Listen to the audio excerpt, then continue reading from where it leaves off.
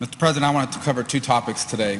The first is something that just happened today, a revelation that was just made a few hours ago at a hearing in the House. Let me give you the history of this. As we all know, after the President's opening towards Cuba, there was this increased travel to Cuba, including now the opening of commercial travel to the island from the United States. Back in May, the Assistant Secretary for Policy at the Department of Homeland Security told the House Homeland Security Committee that new scheduled air service from the United States to Cuba and vice versa was not going to start until air marshals were allowed to be on board those flights. In August, the TSA provided the U.S.-Cuba Trade and Economic Council, as well as reporters, a statement. And they said that the United States and Cuba had entered into an aviation security agreement that sets forth the legal framework for the deployment of air marshals on board certain flights to and from Cuba. Well, today at a hearing in the House, a top TSA official divulged for the first time that Cuba has yet to agree to allow air marshals aboard scheduled airline flights between the two countries, meaning that there have been no air marshals on board thus far, despite the fact that the administration said there would be. So basically, what we have here is an outright lie. Last month, to great fanfare, the administration announced that the agreement had been reached, that there was going to be air marshals on the flights to and from Cuba, on the commercial flights, and today they confirmed that they weren't telling the truth. There was no agreement finalized. On most, if not all, of these flights, there are no air marshals. And this is endangering U.S. passengers. This is a startling admission from the administration. It's a startling admission by the TSA, and the American people, that they lied. They told us these flights would not begin until they had reached an agreement with the Cuban government to have air marshals and other security measures in place. And today, only because they were asked, did they admit that this is not happening. It's incumbent upon the TSA to lock down a federal air marshal agreement before these flights started taking off to begin with. That's what they told us they were going to do. That's what they said or implied was happening. And unless that question had been specifically asked today at that hearing, we would not have known about this. And my friends, this is the latest example of an administration that is so intent on burnishing its legacy, on getting credit for this opening, that they're willing to throw everything else out the window. They already are ignoring the human rights violations. We have one of the leading human rights dissidents in Cuba on the verge of death because of a hunger strike.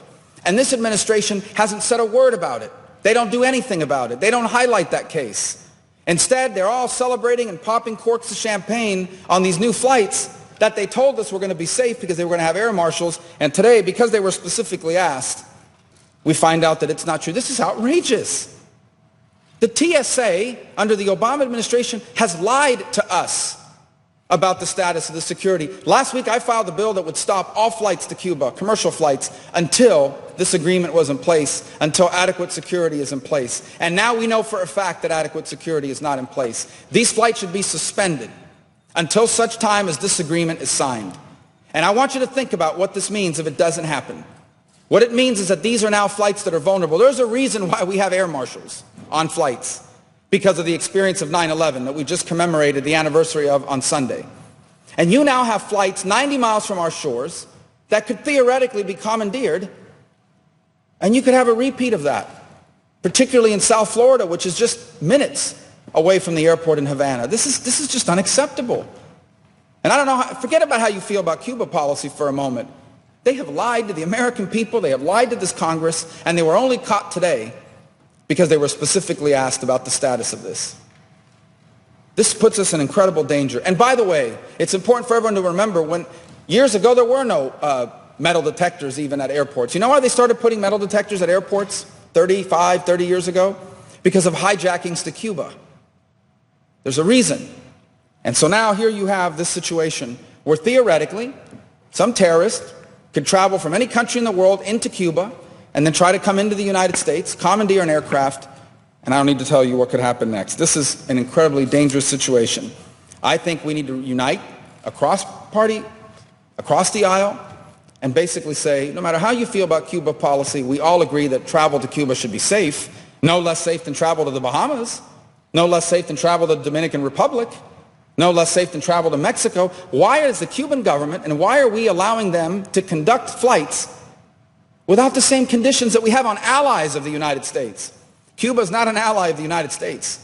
The Cuban government hosts intelligence facilities for both the Chinese and the Russians. The Cuban government harbors fugitives of American justice.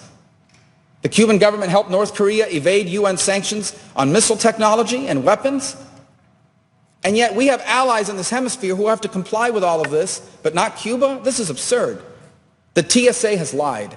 It leaves this nation vulnerable, and those commercial flights need to be immediately suspended until such time as these security measures are put in place. And I hope that this is something that just broke hours ago, and I hope that we can come together here and actually deal with it, irrespective of how you may feel about the issue of Cuba.